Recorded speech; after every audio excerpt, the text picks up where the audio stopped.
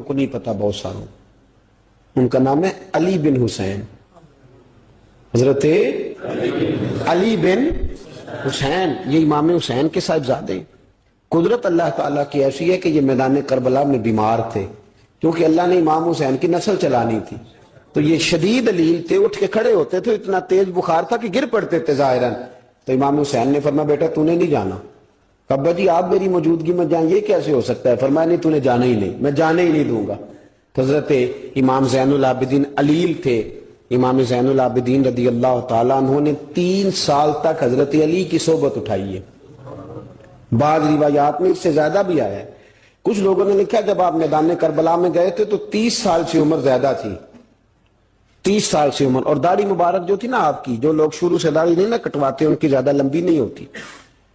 جو شروع سے داڑھی رکھ لیتے ہیں نا, کیا پنجابی میں کہتے ہیں, سچی داڑھی, اور ان کو خرشت بھی نہیں کرانا پڑتا. میں نے بھی کبھی نہیں کرایا, ضرورت ہی نہیں پڑی. وہ نہیں کرانا پڑتا اس لیے کہ جو داڑھی شروع سے ہوتی ہے نا وہ اتنی زیادہ بڑی بھی نہیں ہوتی اور پھیلتی بھی نہیں. تو حضرت امام زین العابدین کی داڑھی بہت زیادہ بڑی نہیں تھی. داڑھی مبارک آپ کی ٹھوڑی کے نیچے تھی تو زیادہ بڑی نہیں تھی کیونکہ شروع سے رکھی ہوئی تھی. یہ نہیں کہ کٹو. تو داڑھی ان کی 33 سال عمر مبارک تھی با اختلاف روایات. کچھ لوگوں نے اس سے کم بھی لکھی ہے. 2-4 مہینے کے بعد جب کربلا سے واپس لوٹے تو ساری داڑھی سفید ہو گئی. حضرت علی کی ایک زوجہ اس وقت حیات تھی.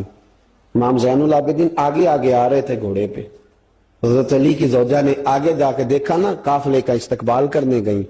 تو امام زین العابدین آگے تھے تو جھٹ سے انہوں نے منہ چھپا لیا, پیچھے ہو گئی اماں جی. تو امام زین العابدین فرمانے لگے دادی کا تو پردہ نہیں ہوتا پوتے سے. آپ نے کہا انتا زین العابدین, تو زین العابدین ہے, تیری ساری داڑھی چند مہینوں میں سفید ہو گئی. تو امام زین العابدین روئے, فرمانے لگے اماں جو میں نے کربلا میں دیکھا ہے, جو میں کربلا میں دیکھ کے آیا, تو دیکھتی تو یہاں کھڑی نہ ہوتی. امام زین العابدین نے پائے اس بات کے ساتھ, پوری دلیری کے ساتھ. اور امام حسین رضی اللہ تعالیٰ عنہ کی تو شہادت 10 محرم کو ہو گئی نا, 61 ہجری میں معاملہ ختم ہو گیا. لیکن امام زین العابدین ساری زندگی طاغوتی قوتوں سے لڑتے رہے. امام زین العابدین کو کئی دفعہ بعد میں گرفتار کیا گیا ہے. کربلا میں کئی دفعہ بعد میں گرفتار کیا. مروان بن عبد الملک ظالم جو صحابہ کو مارا کرتا تھا, جس کو یزید لعنتی نے بنایا تھا, وہ امام حسن اور امام حسین کے خلاف تقریریں کرنے والا مروان بن عبد الملک جو قابض ہو گیا زبردستی امام حسین کے بعد مسجد نبوی کی امامت پر, اس کے پیچھے نماز پڑھ لینی چاہیے تھی. بولے آنے جڑا ہوتے کل ہوتا ہے ابھی کدی پیڑا ہو سکتا ہے. مروان بن عبد الملک مسجد نبوی کا امام اور خطیب رہا ہے بڑا عرصہ. امام زین العابدین رضی اللہ تعالیٰ عنہ کے خلاف بڑی بدتمیزی کرتا تھا. امام زہری فرماتے, تابعی بزرگ ہیں, کہتے اس نے امام زین العابدین رضی اللہ تعالیٰ عنہ گرفتار کرا کے منگایا اپنے دربار میں. تو پورے ہوا کیا, یہ جو طریقت ہے نا ہماری, ایک مسئلہ یہاں سمجھا دوں, یہ جو پیری مریدی ہے, جو بیعت ہے, یہ اسی وقت شروع ہوئی. کیونکہ بادشاہت پہلے جو خلیفہ ہوتے تھے وہ بادشاہ بھی ہوتے تھے, پیر بھی ہوتے تھے, رہنما, سارا کچھ ہی وہ ہوتے تھے. لیکن امام حسن حسین کی شہادت کے بعد جب بادشاہی یزید جیسے لوگوں کے ہاتھ میں گئی نا, تو امام زین العابدین رضی اللہ تعالیٰ عنہ کے گرد جو اللہ اللہ کرنے والے لوگ, دین سیکھنے والے تھے, وہ اکٹھے ہو گئے. اب وہ جو بیعت تھی اسی کو آج بیعت طریقت کہا جاتا ہے. لوگ اس طرف ہو گئے کہ اب وہاں بیعت کا سلسلہ نہیں رہا, یہ وہی بیعت ہے جو امام حسین رضی اللہ تعالیٰ عنہ, حضرت علی, حضرت ابوبکر صدیق, سب لوگ فرمایا کرتے تھے. اب لوگ بڑے اکٹھے ہو گئے, لوگ آیا کرتے تھے, حضرت حسن بصری جیسے لوگ, امام زہری جیسے لوگ, حضرت سعید بن مسیب جیسے لوگ. امام زین العابدین نے کربلا کے بعد اپنا مکان مدینے سے باہر بنا لیا تھا, نام علی تھا, لیکن عبادت اتنی کرتے تھے کہ لوگوں نے زین العابدین کہنا شروع کر دیا. عبادت کرنے والوں کی زینت زین العابدین کہنا شروع کر دیا. بیٹا پاس سو رہا تھا, گھر میں آگ لگی ہوئی تھی, امام زین العابدین نماز پڑھ رہے تھے. اتنی لمبی ساری رات, سارا دن مسلح پہ رہتے. تو بہت سارے لوگ عقیدت مند ہو گئے. تو مروان کو خطرہ ہوا کہ کہیں امام زین العابدین میرے خلاف کوئی محاذ نہ بنا لے. اس نے ایسے ہی الزام لگا کے امام زین العابدین کو گرفتار کر کے جیل میں ڈال دیا بلا وجہ. امام زہری کہتے ہیں میں کھانا لے کے گیا تو امام زین العابدین نے نا وہ بیڑیاں پہنی ہوئی ہیں, ہتھ کڑیاں پہنی ہوئی ہیں, پیروں میں بھی ہاتھوں میں بھی. تو کہتے ہیں میں نے کہا حضور آپ کتنی تکلیف میں ہیں. یہ لفظ میں نے کہا تو میرے شیخ تھے، استاد تھے، پیر تھے. میں رو پڑا. میں نے کہا حضور آپ کتنی تکلیف میں ہیں؟ تو کہنے لگے زوری میرا امتحان ہے، مجھے امتحان دینے دے. میرا رب میری آزمائش کر رہا ہے تو مجھے کرنے دے. تجھے کیا، تو کیوں روتا ہے؟ تو کہا حضور آپ اتنی تکلیف میں ہیں. فرماتے انہوں نے اللہ اکبر کہہ کے دونوں طرف سے زنجیروں کو پکڑا. جب اللہ اکبر کہا تو دونوں طرف کی زنجیریں اتار کے امام زین العابدین نے نیچے رکھ دی. فرمانے لگے میں تو ایک دفعہ اللہ کا نام لوں تو اللہ ساری زنجیریں توڑ دیتا ہے. میں پابند نہیں ہوں، میں پابند نہیں ہوں ان لوگوں کا، میں تو اللہ کی رضا پہ راضی ہوں. امام زین العابدین رضی اللہ تعالیٰ عنہ نے ساری زندگی پرہیزگاری، محبت، پیار، خلوص، وفا اور لوگوں کو دین سکھایا. ساری زندگی اللہ اللہ کا درس دیا. پوری دنیا سے لوگ امام زین العابدین کے پاس آتے. کیا لفظ ادا کر رہا ہوں؟ میں نے پورا مدینہ نہیں کہا، میں نے کہا پوری حکومت نہیں تھی آپ کے پاس. حکومت میں مروان بن عبد الملک تھا، کیونکہ 4 سوا 4 سال 4.5 تک یزید رہا ہے. امام حسین کی شہادت کے بعد صحابہ سارے، اہل بیت النبوت سارے، جتنے بھی حضرات ہوتے تھے پوری دنیا سے جو اہل عقیدت تھے وہ امام زین العابدین کے آستانے پہ حاضری دیتے تھے.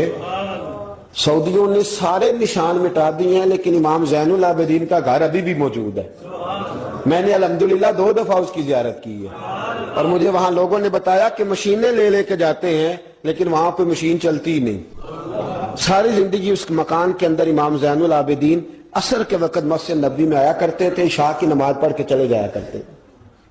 ساری زندگی امام زین العابدین نے نماز میں، عبادت میں، ذکر میں، فکر میں.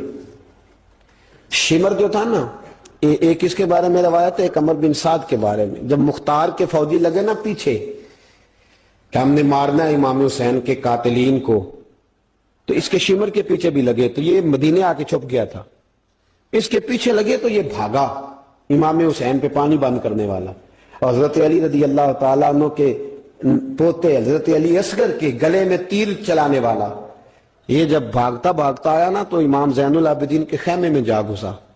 آپ مصلے پہ بیٹھے تھے، یوں نظر اٹھائی تو کہتا میں نے پانی پینا ہے. پانی بند کرنے والا کہتا میں نے یہ حوصلے دیکھو، دلیریاں دیکھو.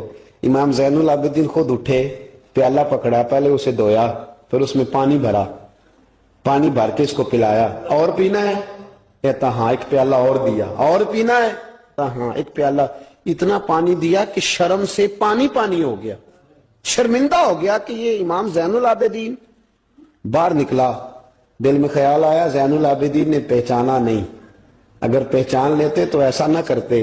پھر اندر آ گیا، کہنے لگا شاید آپ نے مجھے پہچانا نہیں. امام زین العابدین کی آنکھیں آنسوں سے برس پڑی. فرمانے لگے تو نے میرے 6 ماہ کا بھائی پیاسا مار دیا تھا، تجھے میں بھول سکتا ہوں؟ تو اندر داخل ہوا تھا تو سارے زخم میرے تازے ہو گئے.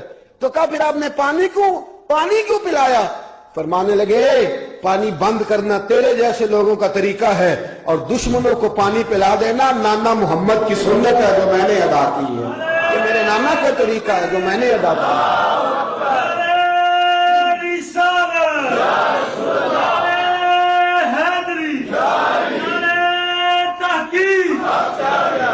یہ گراؤنڈ امام حسین نے بنایا ہے.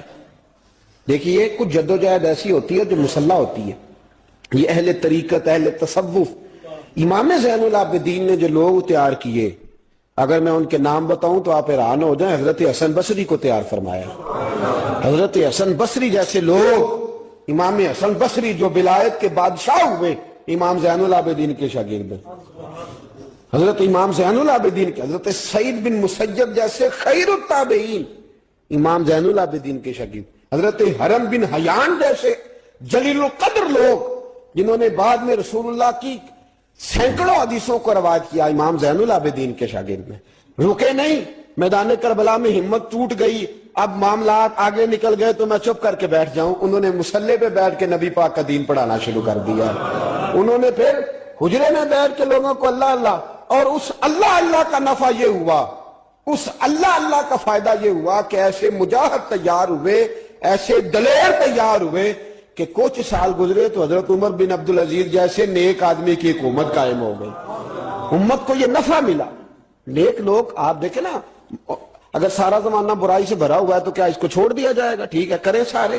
آپ 5 آدمی صحیح کر دیں، آپ 3 آدمی ٹھیک کر دیں، اپنا کردار تو ادا کریں، اپنا آپ اس کے اندر کردار، تو امام زین العابدین رضی اللہ تعالیٰ نے اپنا کردار ادا فرمایا۔ اور پھر سب سے بڑی بات یہ تھی غریب پروری۔ جب یزید مر گیا اور دیگر حکومتیں آنے لگی تو امام زین العابدین کے پاس لوگ بہت سارے نذرانے لے کے آتے، یزید کے زمانے میں بھی آتے لوگ، بڑے نذرانے، خدمت کرتے، بڑا کچھ کرتے، گھروں کے اندر بڑا سامان آپ کے پاس پڑا ہوتا۔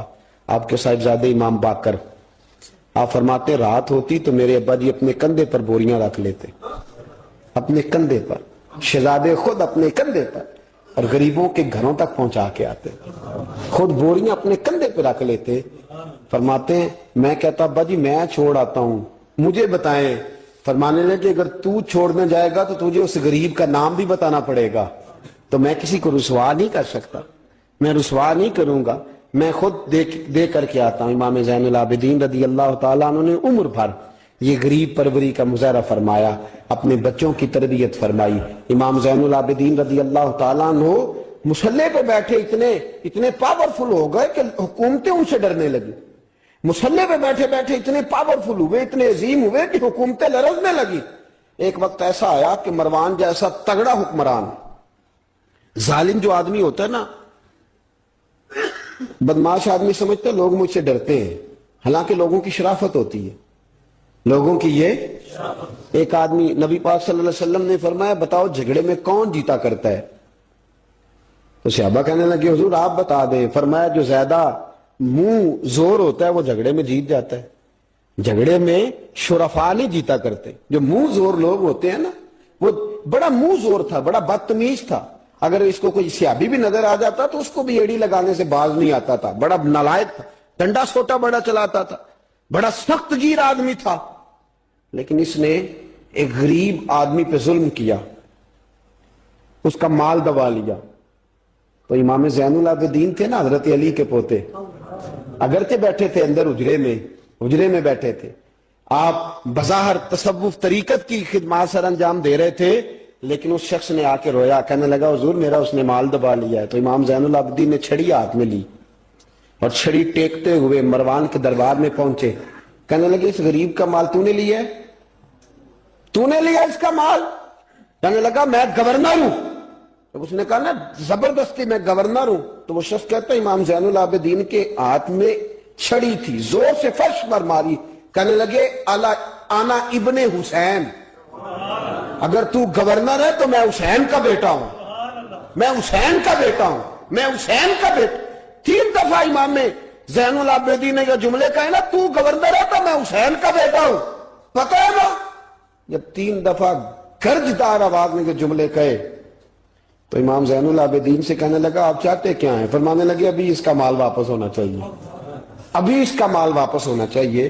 اسی وقت بھرے دربار میں مروان نے مال منگایا، اس غریب آدمی کو دیا، وہ غریب آدمی اپنا مال لے کے واپس چلا گیا۔ تو امام زین العابدین بھی لوٹے، لوگ مروان سے کہنے لگے تو اتنا دلیر بنتا ہے، ایک صوفی آدمی جس کے ساتھ بندہ بھی کوئی نہیں، ایک غریب آدمی کھڑا ہے، ہاتھ میں ڈنڈا ہے، کوئی اسلحہ نہیں، کوئی تلوار نہیں، کوئی خنجر نہیں، تو ڈر کیوں گیا ہے؟ کہنے لگا مجھے پتہ ہی نہیں چلا۔ امام کی گرج اتنی زبردست تھی کہ میرا وجود کانپ رہا تھا، اور مجھے لگ رہا تھا اگر میں نے بات نہ مانگی تو پتہ نہیں آسمان گر جائے گا یا زمین پھٹ جائے گی، میں ڈر گیا، ہیبت تاری ہو گئی، روب تھا۔ اصل بات کیا تھی؟ ان اللہ مع الصابرین، اللہ صبر کرنے والوں کے، تو جس کے ساتھ اللہ ہو۔ حضور نے فرمایا غار ثور میں حضرت ابو بکر سے قرآن بیان، لا تحزن ان اللہ معنا، تو نہ ڈر، اللہ ہمارے ساتھ ہے، اللہ ہمارے، تو جس کے ساتھ اللہ ہوتا ہے پھر وہ کسی سے ڈرا نہیں کرتا۔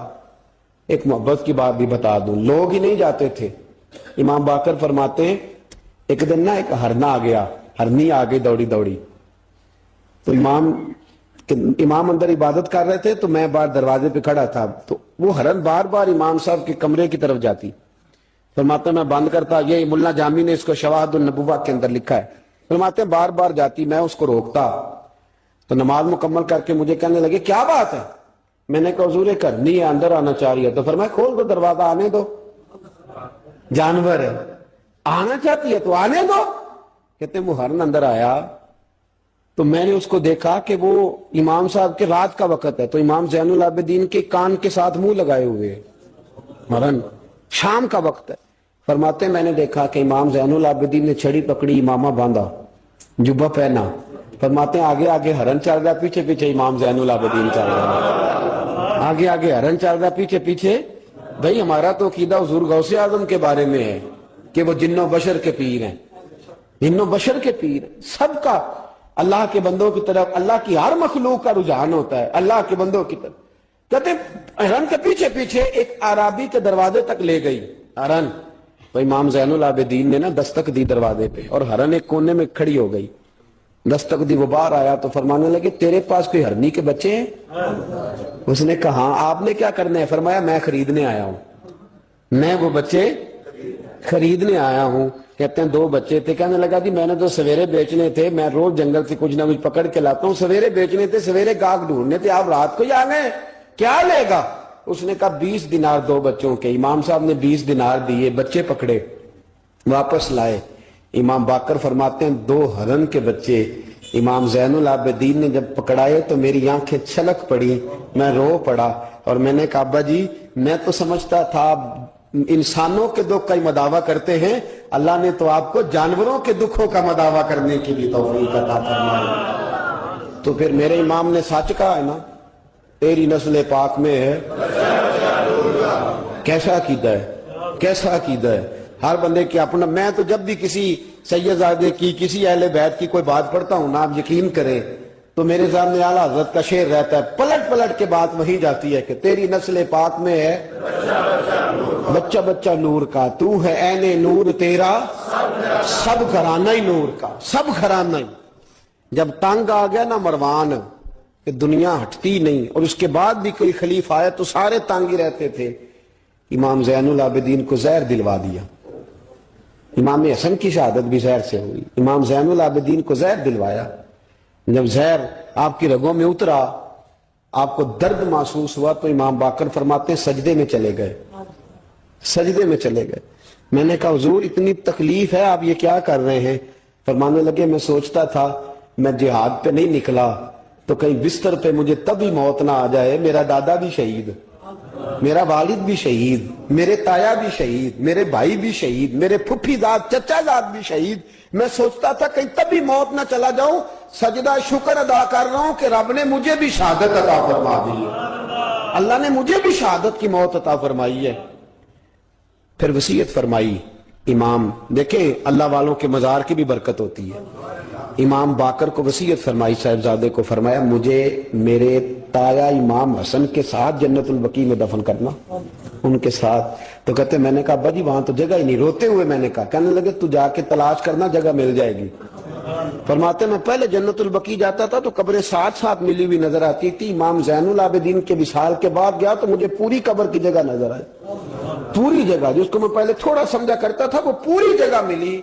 امام حسن کے بالکل متصل امام زین العابدین کا مزار ہے۔ امام زین العابدین نے سینکڑوں شاگرد چھوڑے، درجنوں ہزاروں کی تعداد میں آپ سے فیوز و برکات حاصل کرنے والے لوگ چھوڑے، اور جتنا صوفیاء کا سلسلہ پھر آگے بڑھا، حضرت حسن بصری، حضرت فضیل بن عیاض، پھر اس کے بعد حضرت سری سختی، پھر اس کے بعد حضرت میں اگر آپ کو دلائل کے ساتھ عرض کروں تو سارا فیضان امام زین العابدین کا ہے، سارا فیضان۔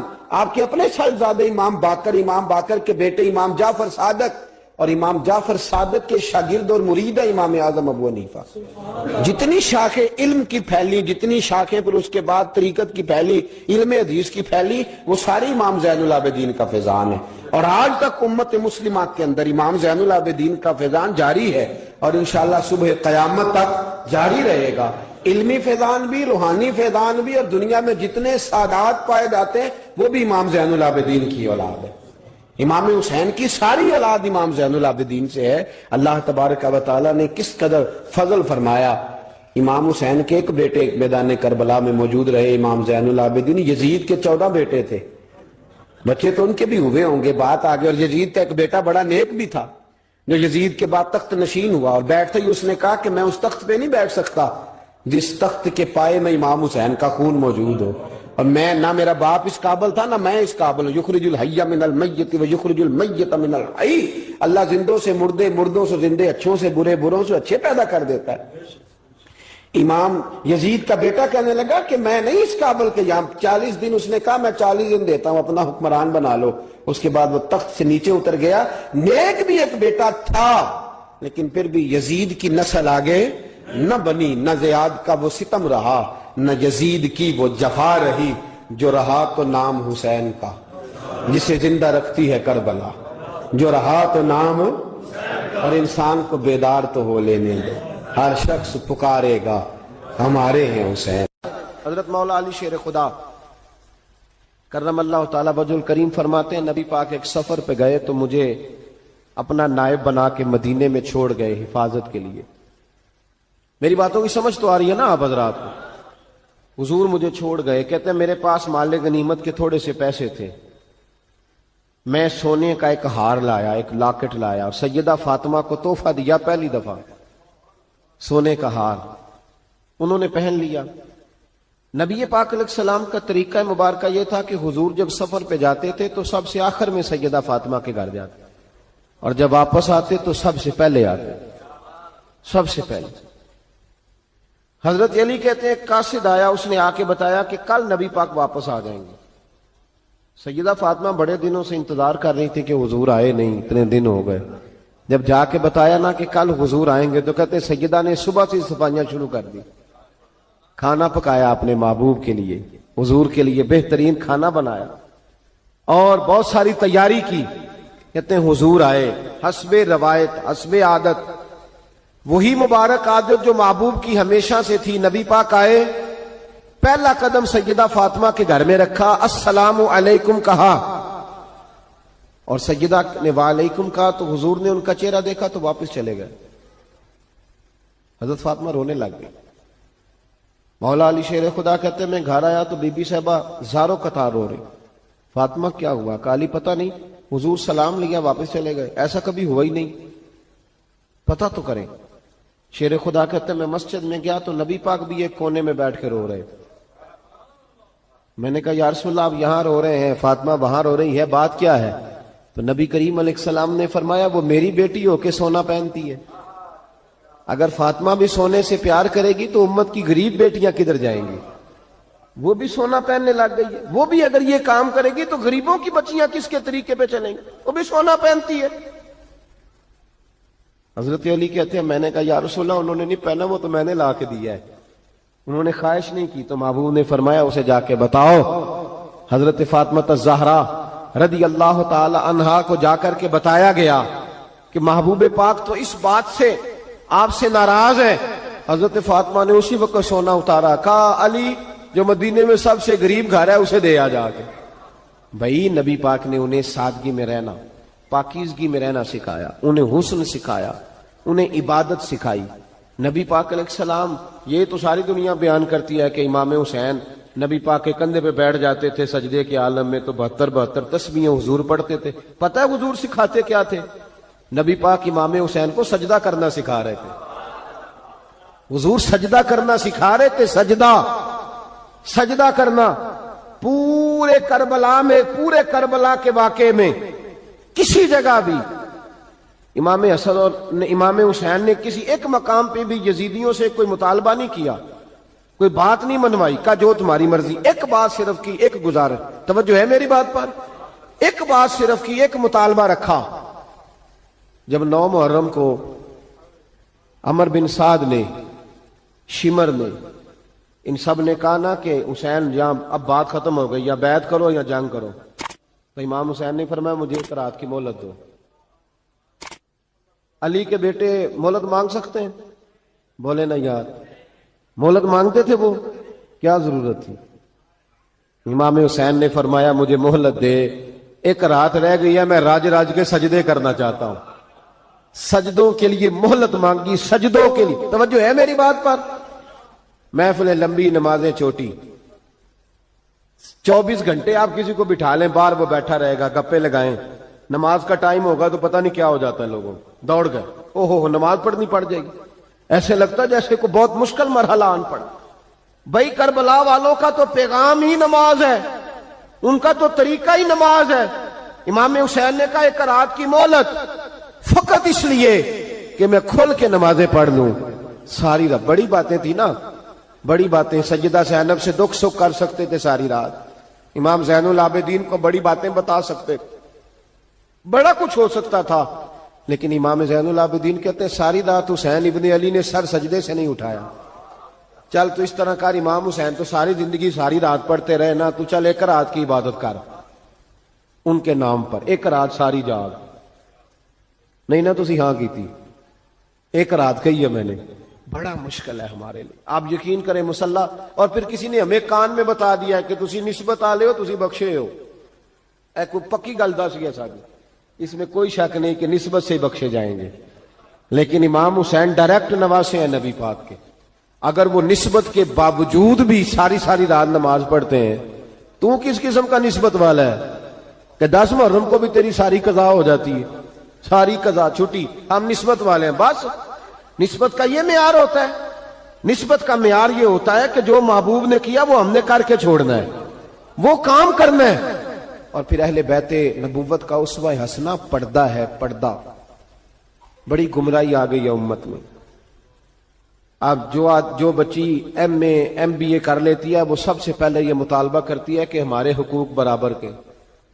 اسلام نے عورت کو برابر کے حقوق نہیں دیے, عزت والے حقوق دیے.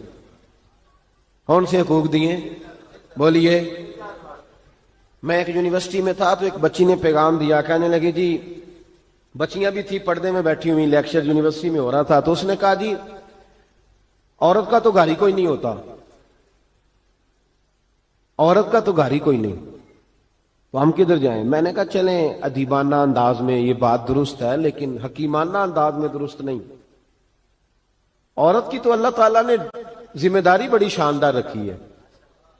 جب تک باپ جوان ہوتا ہے نا, توجہ ہے میری بات پر, جب تک باپ جوان ہوتا ہے تو بیٹی اس کے گھر رہتی ہے.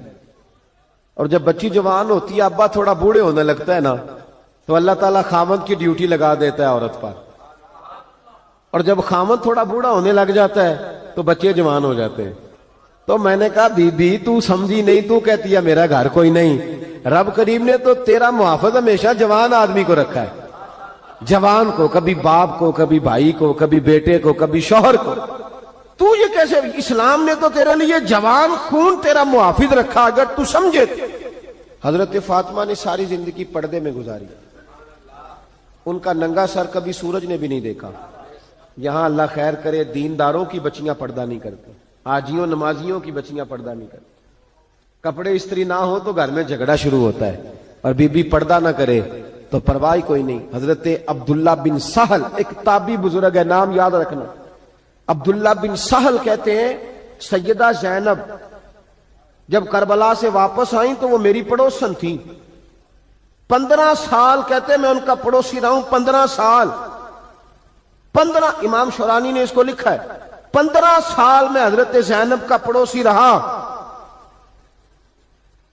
کبھی ہوتا ہے نا کہ بی بی برقع پہن کے باہر نکل آتی ہے, بازار جانا ہے, دوائی لینی ہے, کوئی کام ہے. کہتے ہیں 15 سال میں پڑوسی رہا, پر میں نے پردوں میں چھپی ہوئی زینب بھی کبھی نہیں دیکھی. کہتے نا برقعے میں بندہ بی بی دیکھ لیتا, میں نے پردے میں چھپی ہوئی بھی بی بی کبھی نہیں دیکھی. تو کربلا والوں کا تو طریقہ پردہ ہے, ان کا طریقہ. اب آخری بات سنیں, کربلا والوں کا طریقہ حوصلہ ہے, ہمت ہے. ہمارے ہاں نا خودکشیاں عام, جھگڑا عام, لڑائی عام. اس کی وجہ یہ کہ حوصلہ کوئی نہیں. ذرا سی بات کوئی بندہ برداشت کرنے کو تیار. اہل بیت کا جو طریقہ ہے نا وہ حوصلہ ہے, وہ صبر ہے. وہ چلے محبت کی بات ہے کر دیتا ہوں. ایک بابا جی سے میں نے پوچھا, میں نے کہا جناب صحت کیسی ہے؟ کہ دکھا نہیں وڈیریاں کر چھڑیا. میں کہا کنی عمر تہاڈی؟ کہندا میں عمر تے ایویں 76 کو سال ہے. تے میں کہا دکھاں تو بغیر دی ہن تساں وڈیریا ہی ہونا سی. بس کر دے, دکھوں کو بدنام کیا ہوا بلا وجہ. اب بس کریں, وڈیرے ہونا تھا کہ نہیں ہونا تھا؟ نہ دکھاں دا لا دیتا ہے. ہجوم غم میں بھی توہین نے ضبط غم نہ ہوئی, ہم تو اس احتیاط سے روئے کہ آنکھ نم نہ ہوئی. اللہ والے تو مطلب شکوہ کرنا ہر وقت شکوہ, حوصلہ ہی کوئی نہیں, سکون ہی کوئی نہیں, پریشانی بڑی ہے جی, آزمائش بڑی ہے. کبھی آپ نے کہیں سنا ہے کہ واقعہ کربلا کے بعد حضرت زینب معاذ اللہ نفسیاتی مریض ہو گئی تھی؟ امام زین العابدین، سیدہ سکینہ، حضرت صغرا وہ حوصلے میں رہے، متوانا رہے. امام زین العابدین نے اس کے بعد بھی کئی دفعہ پیروں میں بیڑیاں پہنی، کئی دفعہ. سادات کا خاندان چلا. یہ جو داتا علی اجویری نے آ کے آپ کو کلمہ پڑھایا یہ بھی سید زادے ہیں.